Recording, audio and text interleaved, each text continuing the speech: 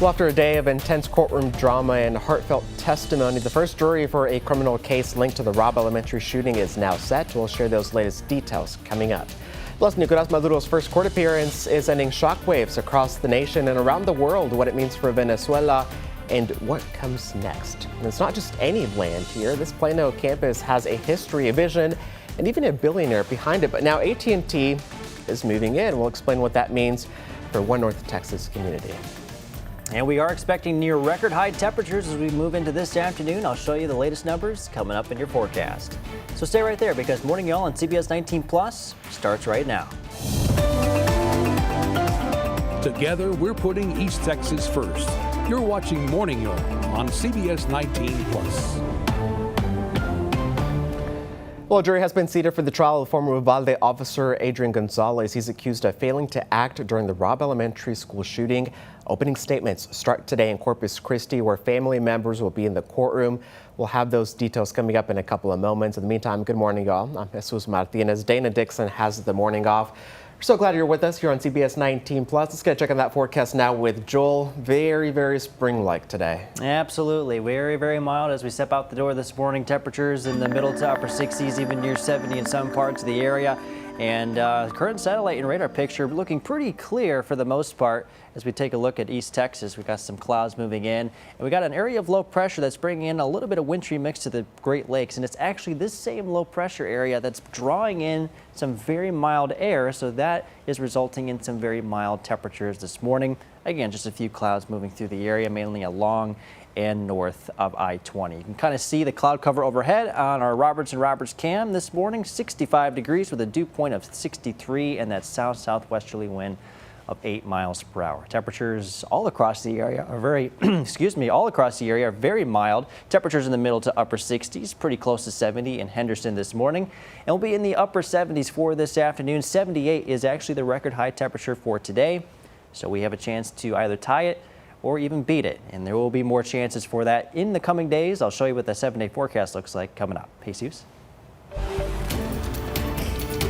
All right, Joel, thanks so much. 7:04 this morning. Opening statements will start today in the Uvalde trial. A jury has been sat for the trial of former Uvalde CISD officer Adrian Gonzalez faces 29 criminal charges connected to his response at Robb Elementary and that shooting back in May of 2022. He was among the first officers on the scene that day when a gunman killed 19 children and 2 teachers. Amanda Henderson joins us now from Corpus Christi this morning. Good morning. Good morning from outside the Nueces County Courthouse, where we expect to hear from both sides this morning in opening statements in what is no doubt going to be a packed courtroom. This media scrutiny is intense for this case. There are so many major networks here for this trial that is the first of its kind in Texas. It has been nearly 4 years since Jesse Rizzo last saw his niece, Jackie. We talk about Jackie often. The 9-year-old was one of the 19 children and 2 teachers killed in the Robb Elementary mass shooting, in which more than 370 officers waited 77 minutes to confront the shooter. The thought of what the children went through, allowing 77 minutes to take place of nothing but hell, living hell, and what the survivors endured, what the victims endured, is unacceptable for us not to show up to see justice served until the very end. A jury has been picked, whittled down from 450 potential jurors. Gonzalez is the first Texas law enforcement officer to face criminal charges under the child endangerment or abandonment statute. Ultimately, she had a pulse when she finally made it out of that room. If somebody would have acted earlier, then perhaps more children would have been saved. Judge Sid Harrell says it will take at least 2 weeks to comb through all of the evidence, and you can imagine that people are going to be starting to get here soon. We expect family as well as friends of the victims and even the survivors to be here in Corpus Christi starting this morning and especially throughout the trial. In Nueces County, I'm Amanda Henderson. Back to you. All right, Amanda, thanks so much. CBS 19 will have gavel-to-gavel coverage once this trial begins, and now is a good time to download our CBS 19 streaming app. CBS 19 Plus is where our exclusive coverage will begin today at 9:30, and CBS 19 Plus is free to download on your smart TV. It's been a week since a devastating house fire claimed the lives of 2 Wascom ISD students. This morning, the community is coming together in a powerful show of support. The district is inviting the community to join them in a prayer walk in honor of those brothers. That starts in about 30 minutes or so. Isaac Pedraza and Hector Pedraza were both students at Wascom ISD. That prayer will start at the high school at 7:30 this morning. The district delayed the start of the spring semester so friends and family can attend the boys' funeral, which will be held tomorrow. A rosary mass will be held today in Marshall, and a fundraiser account has been set up to help out the family. We have this information on our website, CBS19.tv. This morning, tensions remain high in Venezuela following the U.S. capture of Nicolás Maduro. He and his wife pleaded not guilty yesterday to 4 federal charges, which include conspiracy to import cocaine and machine guns and conspiracy to commit narco-terrorism. This comes after the pair were captured by U.S. forces, that is, in Caracas on Saturday in a dramatic military operation. The next court date is now set for mid-March, and as of this morning, self-proclaimed leader Delcy Rodriguez was sworn in as acting president. And as questions grow about what happens next in Venezuela, experts say the biggest decision may still lie ahead. You've got to believe that the military has some plans on the shelf for follow-up operations, but it's a question again of how deeply do we want to get involved. You know, it's one thing to pull off a raid like this, as impressive as it is. It's going to be a much deeper level of commitment to actually start deploying troops there, because then the possibilities for U.S. casualties goes up dramatically. Dr. John Barrett is a political science professor at LaTourneau University. He says while the initial operation was bold, any deeper involvement would significantly raise the stakes, making the next move a critical decision for U.S. leaders. Closer to home now, more details are emerging in the New Year's Eve killing of a White Oak mother, revealing a troubling history involving the man, her son, now charged with her murder. Court records from 2024 showed 23-year-old Zachary Keys was previously arrested after police say he drove while intoxicated, damaged a patrol vehicle, and tried to evade officers during a nearly hour-long encounter. Investigators say Keys later admitted he had been drinking that night. And records also show Keys is currently scheduled to take an open plea in court on January 16th to the evading charge. No immediate court dates are set in the DWI case, and he has not been indicted in the assault against a police officer charge. And right now, Keys is charged with murder in the death of his mother, 58-year-old Penny Renee Keys, who was found stabbed outside her home and later died at the hospital. He was arrested days later in Panola County. 7:09 now, time now for your morning headlines. Today marks 5 years since the deadly January 6 attacks on the U.S. Capitol. Back in 2021, pro-Trump rioters stormed the building, assaulted police officers, and forced lawmakers into lockdown as they tried to overturn the election. More than 1,000 people, including many from Texas, were convicted in connection with the riot. They were later pardoned when President Trump returned to office last year, and today several of those pardoned plan to march in D.C. to mark the anniversary. Meanwhile, Minnesota Governor Tim Walz says he will no longer seek re-election for governorship. Walz's announcement comes as the state of Minnesota remains under scrutiny for a series of multi-million-dollar pandemic fraud schemes. Walz, who was the Democratic candidate for Kamala Harris's running mate at the 2024 presidential election, has not been implicated in the schemes.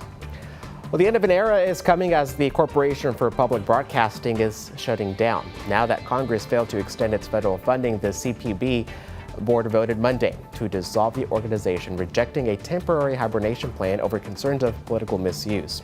Since 1968, the CPB has helped fund PBS, NPR, and hundreds of radio and TV stations nationwide.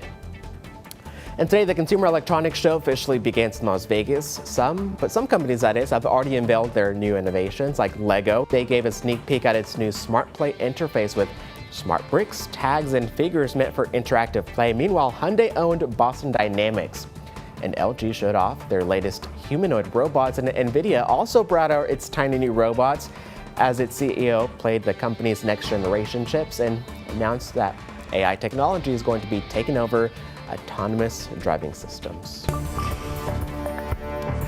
All right, 7-11 now. Across Texas, Governor Greg Abbott has ordered agencies to step up fraud investigations in Texas over subsidized child care programs. The move comes after reports of alleged widespread fraud in other states, including Minnesota. In a letter to the Texas Workforce Commission and Health and Human Services, Abbott said misuse of taxpayer dollars and risk to child safety will not be tolerated. He noted Texas's improper payment rate is less than 0.5%, far below Minnesota's.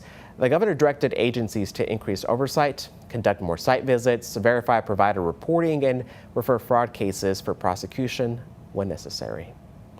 A Texas suburb near Dallas, the city of Plano has become a prime destination for corporate headquarters, including Cinemark, Toyota, and Capital One. And now, AT&T is making that move as well, moving away from their destination from downtown Dallas, that is. Joe Puneker shows us why AT&T selected the new location and how the city is reacting. It is not just any land AT&T headquarters is moving to. It's also not a bustling downtown like Dallas, but a 22-mile drive up to Plano. It was literally this campus in the middle of nowhere, surrounded by fields. Melinda Lockhart drove here for work for 24 good years, and years before that, and a businessman named Ross Perot purchased land in what is now known as the Legacy. Someone else saw the value of this property. And he goes, "Hi, I don't believe I've met you. I'm Ross Perot." It was like, okay. Billionaire Ross Perot, who most likely saw the land look like this in 1979. We had to go into the library archives to find it. Perot bought the land for his tech company, Electronic Data Systems. Ross always had vision. Ross put down roots that says, this is where growth is going to occur, and we're going to make it big. Most of these pictures are from the people who worked here over the years. Melinda started an alumni group that is still going strong. Business, customer, and people. You got to keep all aligned. Perot's vision for the place would entice other corporate giants to follow. Frito-Lay, JCPenney, JP Morgan Chase, and much later, Toyota. Plano Mayor John Munn says the addition of AT&T brings fresh momentum to this iconic area and helps position Legacy for its next generation of success. These buildings will most likely be torn down. Move-in is set for 2028. Well, it's kind of like a house without a family in it. It's not a home. The place will stay vacant just a little bit longer. A lot of good memories there. In Plano, I'm Joe Puneker. Lots happening over there. All right, 7:13 this morning. Property tax deadlines are quickly approaching, and the Smith County Tax Office is urging taxpayers not to wait until the very last minute. Tax assessor collector Gary Barber says paying online is going to be your fastest and easiest option, especially with those long lines expected at the tax office on January 31st. Barber also says beware of how the U.S. is changing its postal service. Postmarked mails could impact your payments if you're paying by mail. He recommends going inside a post office and having your envelope hand-stamped to avoid any late penalties. And since January 31st falls on a Saturday this year, property tax payments have to be postmarked on or before Sunday, February 1st. The law says we have to go by the postmark on the envelope. And so if it's postmarked 2 days later or something, it could cause you penalties and interest. And in February, that's 7%. And keep in mind, the longer you wait to pay your property taxes, the more fees that will be added every single month. So you don't want that. All right, let's get back to, or not back to, good morning, y'all. Let's get to our daily question this morning. Today is, of course, National Technology Day, day to celebrate the innovations that have shaped our world. From the innovation of the wheel way back in the day to the rise of smartphones and beyond, it's a day to recognize how technology has impacted us. So we want to know, what's the one app that steals most of your time? YouTube. YouTube, really? Yes, I watch a lot of YouTube. What do you watch? Oh, just a little bit of everything. I like just educational stuff, funny stuff, just music. Music, there. Like video game music. When I was not a kid, but more like high school age, I would watch a lot of YouTube, but it was like, it would be like all these vlogs or vloggers. I haven't found one that's really stuck out to me anymore. Yeah. Most of it just, as social media is, just seems staged and faked. Yeah. So I'm like, do I want to keep watching it? Do I want to spend my time doing something else? Right. I think, sometimes you just you have to wait so long for them to get to the point. Right. Like when they have a title. Yeah. It just takes a long time to get or to those that point. clickbait thumbnails, it get you sometimes. Yeah. No. I think for me, it would either have to be Spotify, listen to a lot of music on the road a lot, or just at home with my Alexa. Either that or TikTok, hands down. Okay, Either one of the two. I'm doing one of the two at least. Spotify, I think at this point is a pretty close second, alongside maybe like Facebook or Instagram. So we had a couple social media. of guests on our page. ETX Innovation Fitness Studio. Hello, good morning. They said YouTube because they like to watch workout routines. That is a good way to start the new year too. Yeah. Oh yeah. On YouTube, I do watch. I am not flexible as I used to be. So I'm trying to do all these stretches, and it's helped a lot. I've found some of those on YouTube as well. You can learn a lot of stuff on YouTube. You really can. Paige, Dolores, Sarissa, and Kendra all saying Facebook this morning. It better be Facebook this morning. That's where where we they are. have, right? That's where we're having this conversation in our water cooler question as well. Something else we're going to talk about, though, is this heat, or if you want to call it heat for this time of the year. It's quite warm. Yeah, definitely compared to average, we are definitely very warm, and luckily no fog out there to impact your traffic this morning. Things are looking actually pretty good as we take a look at I-20 and US 69. Things are looking pretty good. We got 2 hours over to Dallas for you this morning, and also an hour and 30 minutes eastbound towards Shreveport, so no delays there. We got 2.5 hours up to Denison, hour and 30 minutes down to Lufkin. Pretty quiet there as well. Some of the other routes starting to pick up just a little bit.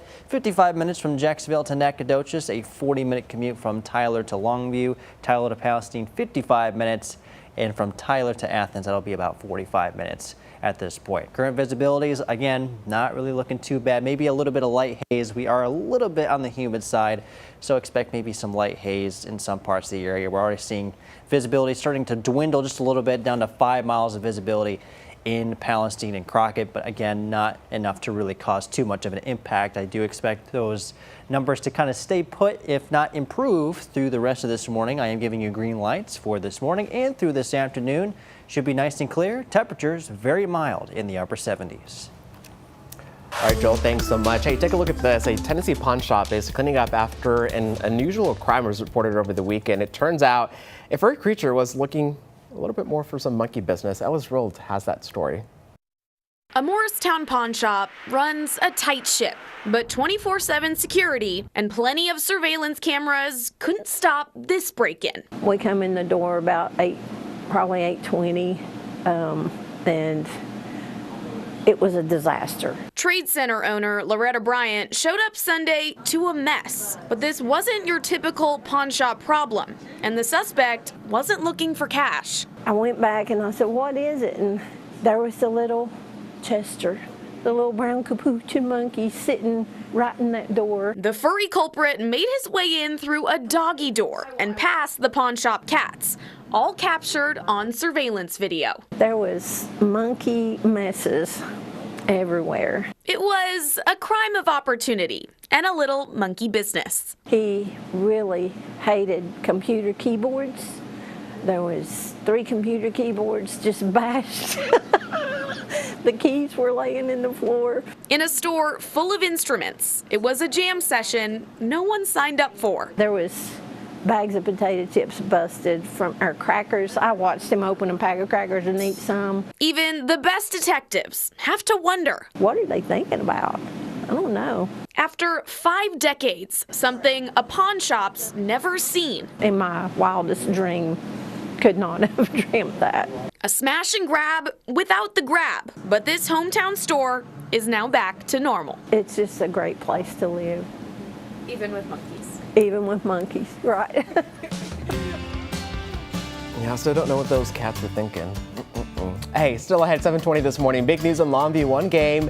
Major East Texas talent playoff football as well over in Houston, and Astros players making waves all over. A lot to talk about in sports. 7:20 this morning. We'll be right back.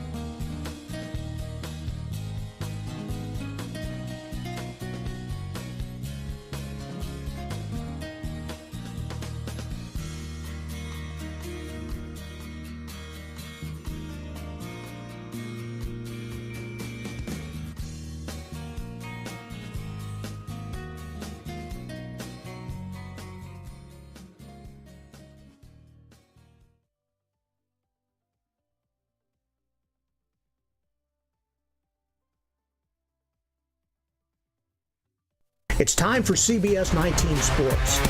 Well, hello and welcome to Sports. I'm Jimmy Searfoss. We're glad you're with us because today Longview is about to be taken over. How about that? This is one of the best games in East Texas going down tonight. You know, when these two teams play on the football field, Tyler Legacy and Longview, not much of a game. But you guys showed out in my comments section saying, hey, Tyler Legacy, Longview, this Tuesday is the place to be because these two boys basketball teams have combined for 30 wins between them. Playing in their first game of the new year. These guys actually played exactly 1 month ago in one of the lowest scoring basketball games you'll ever see.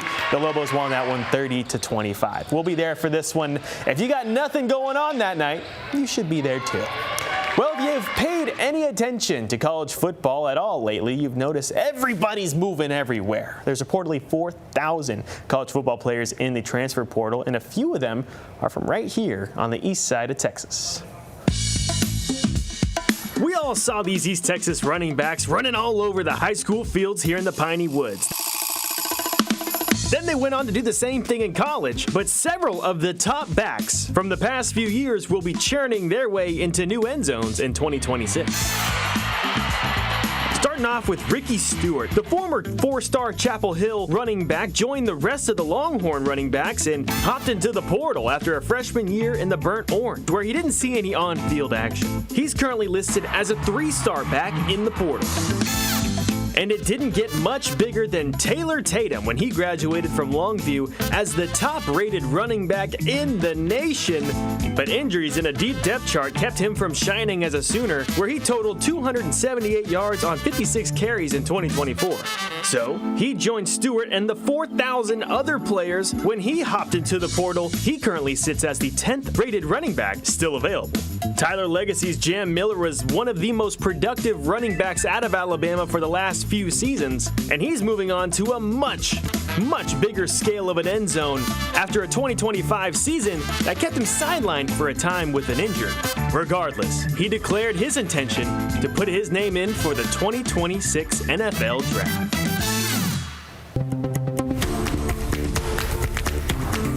Well, Sunday, the Texans find out who they will be playing in the wild card round of the playoffs shortly after. We got a time for the showdown. Monday, January 12th at 8:15 in Pittsburgh.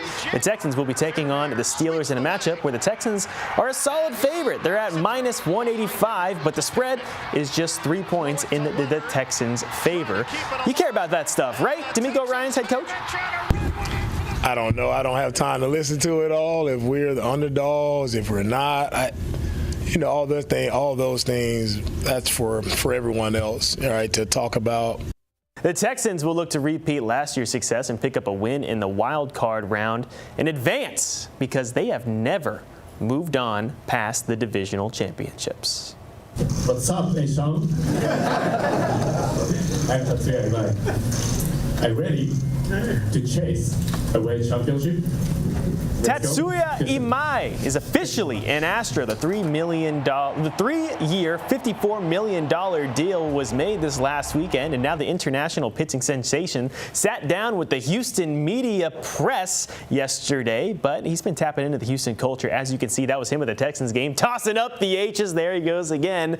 He's coming from a professional league out in Japan where he led the league in whip and was second in strikeouts. He'll be a much welcomed addition to an Astros team that missed the playoffs for the first time since 2016 last year. That's all I got for you. Morning, y'all. All right, we're about to step away for a quick moment while we do our Over the Break cutting with a quick news update. We'll be right back here on CBS 19+.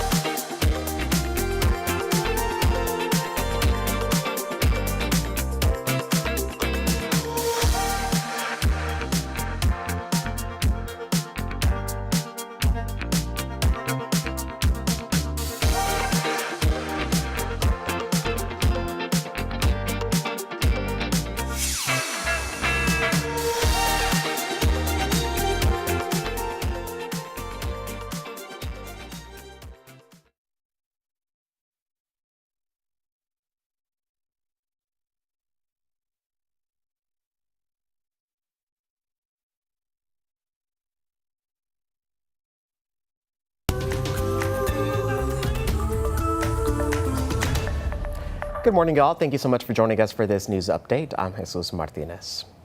More details are emerging in the New Year's Eve killing of a White Oak mother, revealing a troubling history involving the man, her son, now charged with her murder. Court records from 2024 show 23-year-old Zachary Keys was previously arrested after police say he drove while intoxicated, damaged a patrol vehicle, and tried to evade officers during a nearly hour-long encounter. Investigators say Keys later admitted he'd been drinking that night. The records also show Keys is currently scheduled to take an open plea in court on January 16th to the evading charge. No immediate court dates are set in the DWI case, and he has not been indicted in the assault against a peace officer charge. Keys is now charged with murder and the death of his mother, 58-year-old Penny Renee Keys, who was found stabbed outside her home and later died at the hospital. He was arrested days later in Panola County.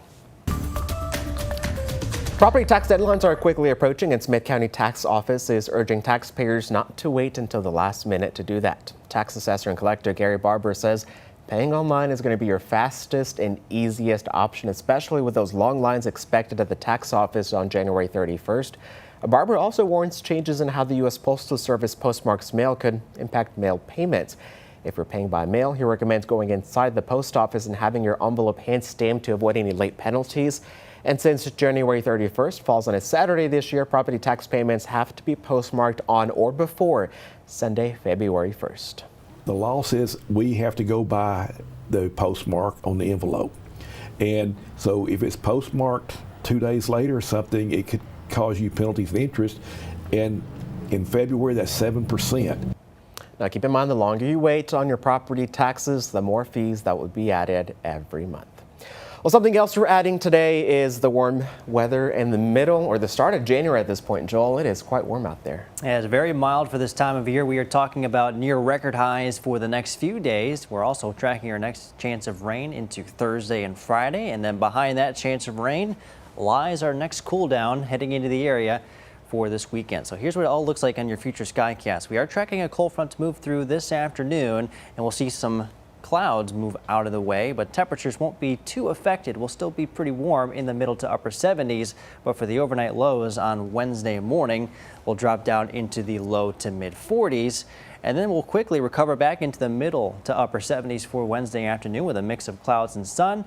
And then our next chance of rain in the near term will be on Thursday in the form of some scattered showers, but more of an isolated or more scattered risk and a little bit more intense risk for thunderstorms will come into the area as we head into Friday ahead of a stronger cold front. So in the meantime, expect temperatures very mild in the upper 70s, possibly tying or even breaking record highs for the next few days. Scattered showers will move into the area ahead of our next system on Thursday. That'll move in a little bit closer for Friday with a little bit more intense thunderstorms. That'll be a little bit more widespread. And then behind that system, temperatures will fall just around average in the low to mid 50s.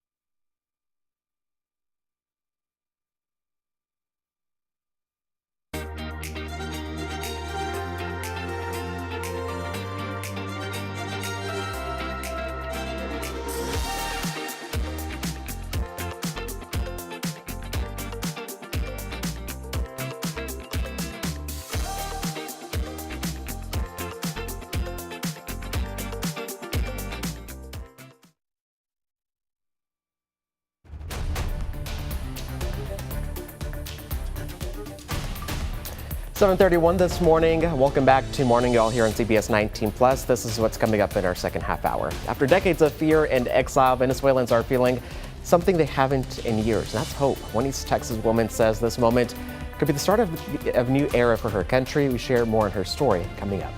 Plus, a dramatic crash and a frantic chase coming up, what deputies found inside the vehicle, and the serious charges that follow for this New York man after a police chase here in East Texas. And we're tracking very, very warm temperatures into this afternoon and over the next few days, alongside a couple of cold fronts that could potentially bring a chance for some showers and thunderstorms. We'll take a look at all the details in your 7-day forecast coming up later this half hour. Together, we're putting East Texas first. You're watching Morning Y'all on CBS 19 Plus. Well, good morning, y'all. I'm Jesus Martinez. Dana Dixon has the morning off. We're so glad you're with us this morning. Well, it's been a week since a devastating house fire claimed the lives of two brothers in Wascom. And right now we're about to take a live look from Wascom High School, where a prayer walk started just a few moments ago at the high school. Here it is. You can see dozens of people out there. Isaac Pedraza and Hector Pedraza were both students at Wascom ISD. The district delayed the start of the spring semester so friends and family can attend the boys' funeral. That will be held tomorrow. A rosary mass will be held today in Marshall, and a fundraiser account has also been set up to help out the family. We have all that information again on our website, CBS19.tv, as we take a live look outside from Wascom High School, that is, for this prayer walk that's about to take place. Ariana Ander's live out there right now. We'll hear more from her coming up later at noon. Well, after just one day of questions and answers, a jury has been seated in the Adrian Gonzalez trial. The former Uvalde CISD police officer is the first person to stand trial for the response to the mass shooting at Robb Elementary in May of 2002. Prosecutors and defense attorneys settled on 11 women and 5 men to make up the 12 jurors and 4 alternates. The trial was moved from Uvalde to Corpus Christi, just a few hours away. Senior crime and justice reporter Rebecca Lopez was only one of 2 reporters allowed in the courtroom on Monday. In just one day, a jury was seated here in Corpus Christi in a case involving that Robb Elementary School shooting. They picked 12 jurors and 4 alternates in a case that is already making Texas history. In a single intense day of jury selection, attorneys questioned roughly 450 potential jurors before seating a jury in the criminal case against former Uvalde ISD police officer Adrian Gonzalez. The charge, child endangerment, tied to the Robb Elementary shooting that killed 19 children and 2 teachers. Earlier in the day, the judge addressed the panel, acknowledging the case's national attention and laying out what the court was looking for. He said, "This is a high-profile case, and I doubt there is not a person here who has not heard about it. We are not looking for people who have not heard about it, just people who can hear the evidence fairly and impartially." Special Prosecutor Bill Turner then explained the law jurors will be asked to apply, saying Texas gives children under 12 special protection and that the school police officers have a duty to act when they know a child is in danger. He said, "We will rely on you to ask yourself, can I be fair to both sides? Or is there something in my background that prevents me from being fair?" As questioning continued, emotions surfaced, especially among educators who said the case hit too close to home. "I am a teacher, and I believe that would affect my ability to listen to the facts. Every time I hear of a school shooting, I want to be that teacher that throws themselves in front of them to protect them." Others said their own professional experiences made it impossible to remain impartial. "I am a healthcare worker. We were scared during COVID. We were scared to die, but we had a duty to be there to save lives, and we did it. My mind is made up." Those statements led to dozens of dismissals before attorneys finalized a jury. Opening statements are set to begin this morning at 9 o'clock. Defense attorneys say that they're going to show that Adrian Gonzalez is not responsible for what happened at Robb Elementary because he was not in charge and he did go out to the scene. They also say that one man is not responsible for everything that happened out there, that it was a systemic failure. In Corpus Christi, I'm Rebecca Lopez. Back to you. Rebecca, thank you. CBS 19 will have gavel-to-gavel coverage once this trial begins at 9:30 today. That'll be on CBS 19+. And now's a good time to download that app where you'll find this exclusive coverage. CBS 19+ is free to download on your smart TV. 7:36 now. Former Venezuelan President Nicolás Maduro and his wife are back in a Brooklyn detention center awaiting their next court date. The 2 pleaded not guilty to federal narco-terrorism charges in their arraignment yesterday.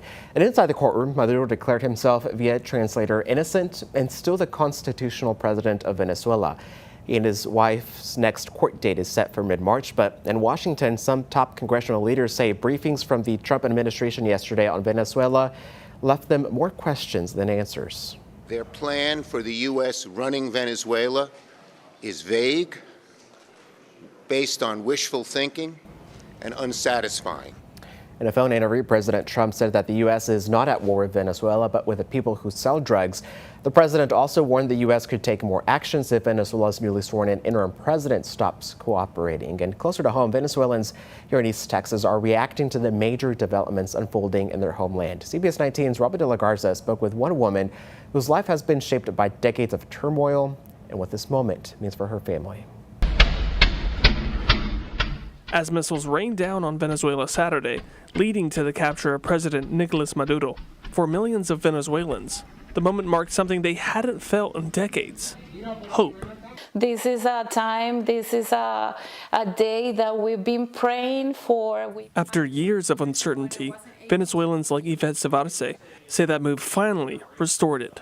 We're happy that this is the beginning of the end for a regime that it's been destroying families, lives. Savarce moved to the U.S. from Caracas 18 years ago, fleeing instability following Hugo Chavez's rise to power.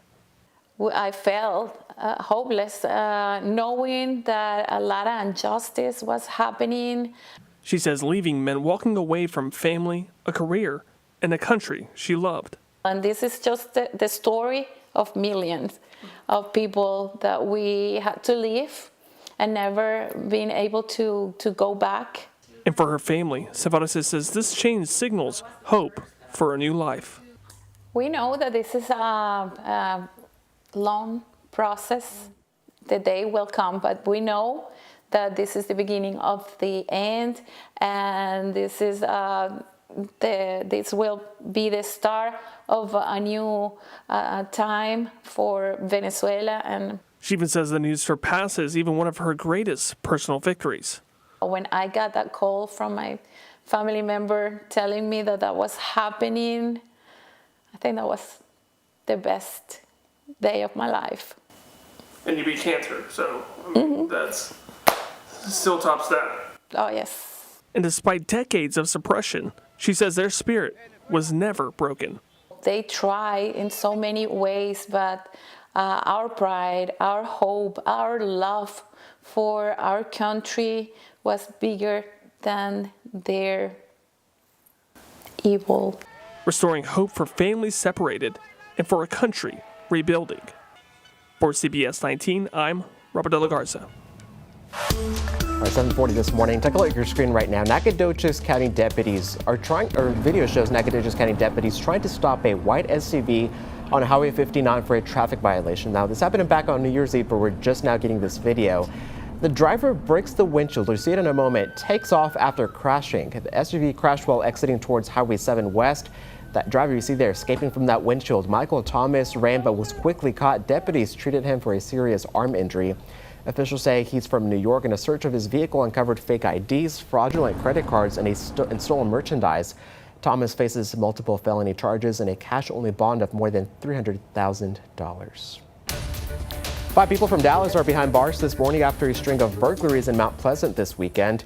Police say the investigation began around 11:30 Sunday night when an alarm went off at B&W Pawn Shop. Officers arrived to find 3 suspects leaving through a hole cut out in the back of the building carrying merchandise. Those suspects dropped the items and ran, but police say 4 people were arrested and now face multiple charges connected to this burglary. A 5th person was arrested yesterday morning and is also accused of a separate burglary after officers found stolen items in his possession. A murder charge has now been filed in a deadly Longview shooting that happened just 2 days after Christmas, and investigators say technology helped lead them to a suspect. Police have charged 28-year-old DeQuarius Hilburn and the 32-year-old death of Brian Drick Davis, who was shot on West Highland and later died in a hospital. According to arrest documents, investigators believe a car driven by Hilburn had been following Davis's vehicle before the shooting, and that same car was also captured on surveillance cameras near the crime scene. Hilburn remains in the Gray County Jail. Well, a North Dakota woman got something very unexpected in her mailbox, a letter from 1953. Jody Kurzman explains how that happened. Anna Ma doesn't get a lot of surprises in her mailbox. Bills. So imagine the Kintyre woman's shock when she discovered this letter in her stack of mail. This was a doozy. I had to really look at it and study it. I couldn't believe the date on it. The date? June 10th, 1953. So the letter appeared in Anna's mailbox 3 days before Christmas 2025. It went out via airmail. The letter was addressed to AVARP and Ann Gross. There's no address, just Kintyre, North Dakota. What's the chances of it after 73 years? The seal was broken, and Anna couldn't resist reading the letter. Last night we had a memorial mass for the writer, Ben. Good morning. Details his daily life in the Army. Reads like they were going into battle. Anna has lived in the Kintyre area her entire life. She knew exactly who the Gross family was. They come from a very large family. The Gross family farm is just down the road from Anna's. Valentine Gross, the V on that envelope, now lives in Bismarck. I'll carry the cross. He'd seen this letter before. There were about 300 men. It was one of dozens his older brother Benedict wrote while in the Army. Yeah, we wrote a lot of letters. Valentine kept them all. Well, I grew up in the 30s and we threw nothing away. And then we saved everything. Turns out the letter Anna received was among those he'd saved. Mechanic. Last fall, Valentine mailed all those letters back to his brother Ben, who now lives in Georgia. I stuck them all in an envelope, taped it, put my name on the front and the back, and mailed it. Weeks later, Ben received the envelope, but the contents were missing. The envelope made it, but nothing in it. Now the letters are slowly being returned. One ended up with Anna. Another brother received a few more. So there's about 15 missing. Colonel Choate. Valentine hopes that one day all those letters might also find their way back. Valentine said he always wanted to follow in the Army life, just like his older brother Ben and another brother named Andrew, but his dad wouldn't allow him to join while others were gone. However, when Ben returned home from his service, Valentine then enlisted and spent 2 years in the Army. How cool is that? All right, 7:44 this morning. This is the town. Warren Flat is starting with just 2 sheets of plywood and a small model train. 5 years later, it's more than 3 times its original size, complete with a movie theater, ice cream shop, a dollar store, yes, and even a Starbucks, because Warren controls the trains and town features from an app on his phone, adding everything from billboards to a coal mine and livestock barn as a nod to North Dakota. It's a hobby he loves, a miniature world he keeps tinkering with, and one he says he may actually never finish. That is so cool. I absolutely love miniature figures like that. Me too. I just love models of things. I remember growing up with model trains. Yes. My family had a model train yard or just a model town with a train that goes around it. On a ping pong table. That's awesome. It was so cool. At the Children's Hospital in Dallas, we'd spend a lot of time there as a kid because my sister had open heart surgery. But anyways, I would love to go see the model trains they had there. It was a whole big room. They don't have it anymore. But they changed it into a Starbucks, which I'm not happy about. I wanted the trains there, but it was nice and big, and like I'll have to show you videos of it. But it was like you had downtown Dallas, and then you had the mountains, and then you had like a little river over here, and the trains would go intertwine. It was amazing. Cool attention to detail. It would, especially for the kids too, going through rough times. It was a fun escape. Absolutely. Well, a rescue donkey in Georgia is set to be a Guinness World Record holder. Hope came from Arkansas, and she used to be extremely underweight and depressed. Her new owner, Hannah Frost, took Hope to get her to a vet and get her checked out, and the doctor noticed her extremely long ears. A previous record holder for longest ears on a donkey lives in the UK, with ears measuring just under 14 inches long. The vet measured Hope's ears, and they were nearly 16 inches long, which should be the Guinness World Record. Hope's owner still has some paperwork to do before the Guinness World Record officials make it official, and she's looking forward to maybe hopefully winning that title. That reminds me of Eeyore. It kind of with does. The long ears, just floppy and mopey all the time. Yeah. No. I mean, just when you think you've seen it all, right? You get a donkey with long ears. Exactly, and just a record. Like we keep track of that record. There's a record for everything somehow. I know. Crazy. All right. Well, this is something you don't see every day. Wisconsin family returned home to find an unexpected guest, not a burglar.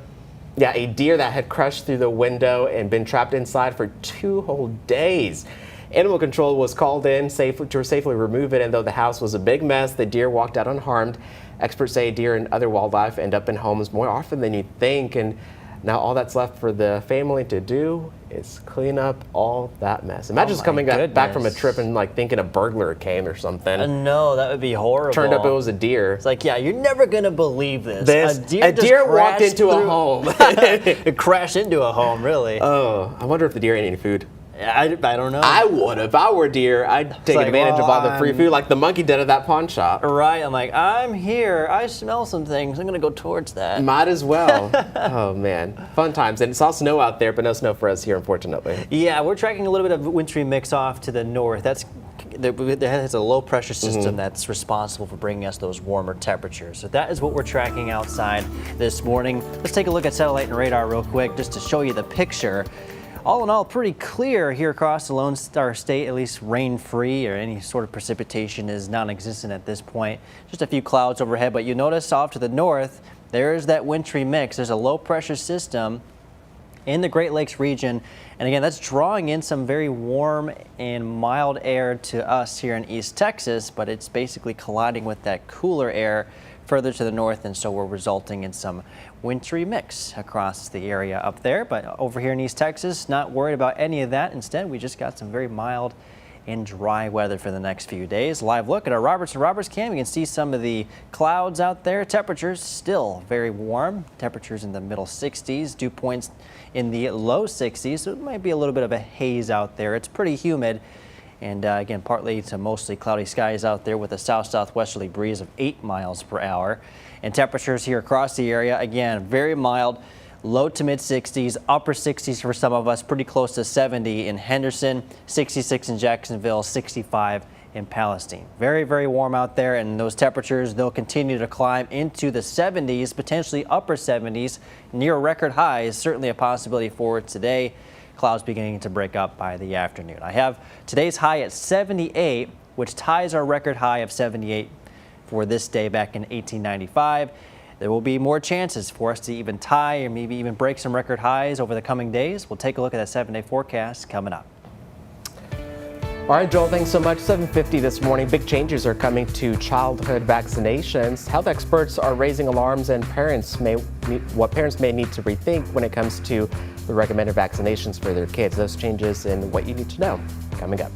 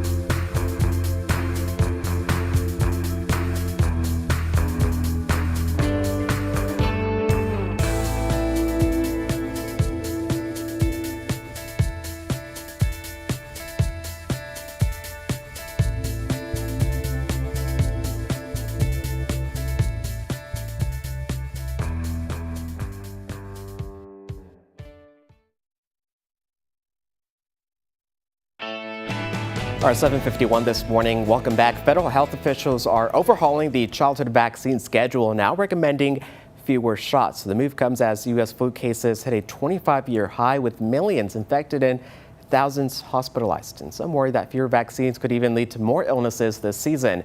Reed Binion reports. Today, HHS Secretary Robert F. Kennedy announced plans to alter the U.S. childhood vaccination schedule. Health experts expressing concern over the Department of Health and Human Services' decision to recommend fewer vaccines for most American children. If changes to our schedule are needed, and over the years we've made lots of changes when evidence supported it, they should come from careful scientific review. A number of recommendations remain intact, including those for the measles, mumps, and rubella, and immunizations against polio, chickenpox, HPV, and others. But officials are narrowing recommendations for some vaccinations, including hepatitis A and B, to children who are broadly at higher risk for infections. As for flu, COVID-19, and rotavirus, officials recommend vaccination decisions be based on consultation with a healthcare provider. Some experts worry reduced vaccinations could lead to more preventable infections in children. Parents deserve clear, consistent, evidence-based guidance they can trust. I'm Reed Binion reporting. All right, we're talking about our most used apps here this morning. Yes, we are. All right, well, today is National Technology Day, so I told Joel to please bring his phone over so we can see what the most used apps are. So yeah, I'm looking at yours hands down. Hand by a long shot. Yeah, YouTube, Facebook, Instagram. I guess Spotify is in fourth place. And then phone. Well, this is FaceTime is. I think this is just today only, right? Yeah, this is just. I think it's over. the week. Time over the Maybe week. Over the. So okay, so here's the question: is like, what was the most like app that steals your time? So we're looking at our iPhone storage, like time usage. Yeah. On average, this week, 28 minutes have been spent on social media, 1 minute on other, and then 1 minute on entertainment. Today I've been on Snapchat for 20 minutes, TikTok for 4 minutes, Instagram for 4 minutes, and Spotify for 1 minute, although I contest that because I was listening to like 10 minutes of music getting ready. There you go. Yeah, well, hour and 30 minutes a daily average for YouTube. And then there's 2 hours and 22 minutes for Facebook, hour and 35 for Instagram, and then around 34 minutes for Spotify. We're talking about, what uses up the most time, and mine pretty much go hand in hand with all this. We had some people also say YouTube and Facebook as well. It's gotten so bad, not so bad, but pretty bad that I had to set time limits on my apps to give me like an hour on this app or 2 hours on this app. Right. There's a feature to override it once it pops up. It's just like that snooze alarm where you just hit it and like override for the day. I don't want to be on it more. Right. I've had to delete YouTube altogether. Yeah. Sometimes because I'm like, okay, there's just too much everything. Too many videos I'm ingesting. So. It is what it is sometimes. New Year's resolution is not to hit that snooze button or the override button this year and stop at 1 hour. There you go. Oh man. All right. Well, we're going to talk about this traffic too. Hopefully people aren't texting, and weather too. Hopefully people aren't texting and driving, but the weather's nice too. Yeah, the weather is very mild for this time of year. Near record highs are what we have for the next few days. And we have our next chance of rain on Thursday and Friday, which is certainly welcome considering we've been so dry over the past several days. And then behind that system will be our next cool down for this weekend. That's going to be behind our next big cold front, at least stronger cold front. We are watching a cold front moving through the area right now. It's not quite as impactful as the one that we're going to be seeing for this weekend. But in the meantime, ahead of that, we got warm and dry conditions, and we got that low pressure system off to the north that's drawing this mild pattern into the area, and as a result, temperatures are pretty close to 70 already, 60s all across the board here in East Texas. And then for this afternoon, as that cold front continues to move closer, we'll see a clearing in those clouds, and temperatures will make their way into the middle to upper 70s, pretty close to record highs. And then we'll see a little bit of an impact with those temperatures, or I should say that with that cold front, with the temperatures dropping into the low to mid 40s for the overnight tonight. We'll quickly recover back into the 70s for the afternoon on a Wednesday, and then our next system will be moving in Thursday, and especially with a little bit more coverage as we move into Friday. So Thursday will feature maybe a few scattered showers, and then for Friday, as we take a look at our extended future skycast, we could expect maybe a couple of strong thunderstorms to move through the area. Should be out of the woods by the time we get to Saturday with some much cooler temperatures in the upper 40s.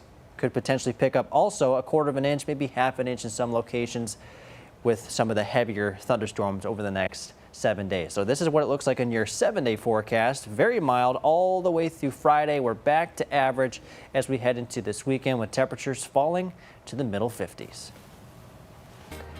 All right, Joel, thanks so much. We're about to step away for a quick moment while we do our over-the-air broadcast with a quick news update. We'll be back here on CBS 19+.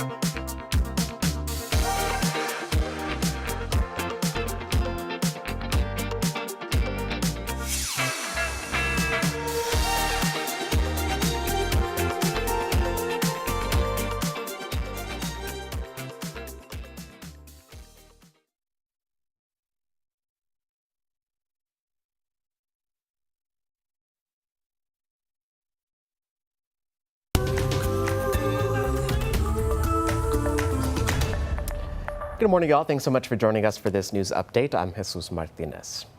Well, take a look at your screen right now. Video shows Nacogdoches County deputies trying to stop a white SUV on Highway 59 for a traffic violation. Now, this happened back on New Year's Eve, but we're just now getting to see this brand new video. Take a look. In a moment, you'll see the driver breaks the windshield and takes off after crashing. The SUV crashed while exiting towards Highway 7 West. The driver, you see him right there, leaving that windshield. Michael Thomas ran but was quickly caught. Deputies treated him for a serious arm injury, and officials say he's from New York. In a search of his vehicle, uncovered fake IDs, fraudulent credit cards, and his stolen merchandise. Thomas faces multiple felony charges and a cash-only bond of more than $300,000. 5 people from Dallas are behind bars after a string of burglaries in Mount Pleasant this weekend. Police say the investigation started around 11:30 Sunday night when an alarm went off at B&W Pawn Shop. Officers arrived, that is, to find 3 suspects leaving through a hole kind of in the back of the building, carrying some of that merchandise. Those suspects dropped the items and ran, but police say they arrested 4 people and they now face multiple charges connected to this burglary. A 5th suspect was arrested yesterday morning and is also accused of a separate burglary after officers found stolen items in his possession. And a murder charge has now been filed in a deadly Longview shooting that happened just 2 days after Christmas. And investigators say technology helped them lead them to a suspect. Police have charged 28-year-old Aquarius Hilburn in the death of 32-year-old Byron Drick Davis, who was shot on West Highland and later died at the hospital. According to arrest documents, investigators believe a car driven by Hilburn had been following Davis's vehicle before the shooting, and that same car was also captured on surveillance cameras near the crime scene. Hilburn remains in the Gray County Jail. Well, staying in Longview, the Mentoring Alliance is expanding its summer camps to that city over in Longview starting this year. The camps are designed for elementary-age kids, offering a safe place to learn and have fun all while parents are at work. Activities include sports, arts and crafts, water inflatables, and optional Bible studies as well, with certified teachers helping students stay sharp in math and reading. Leaders say the goal is to prevent summer learning loss while supporting kids emotionally and spiritually. Registration opens up next month. Let's get a check on that forecast now with Joel. Quite warm out there. Quite warm out there and quite cloudy for the time being, but we are going to be seeing a little bit more sunshine, and near record highs are going to be possible over the next few days, with our next chance of rain slated to arrive Thursday into Friday, and then our next cool down behind that next system that'll bring us some rain will be moving in this weekend. So here's a run through of future skycasts. Clouds beginning to clear this afternoon. We'll see temperatures aim for the middle to upper 70s. Again, near record high is certainly not out of the question. And all of that's going to be ahead of a slightly less intense cold front. As we move into Wednesday, we'll see a little bit of an impact with that, with temperatures starting out in the low 40s, but we'll quickly recover back into the middle to upper 70s for Wednesday afternoon. And then our next chance of rain will be moving in Thursday morning with some showers and potentially some thunderstorms heading into the area for Friday. And then temperatures behind that next system will move back down into the middle 50s for the weekend.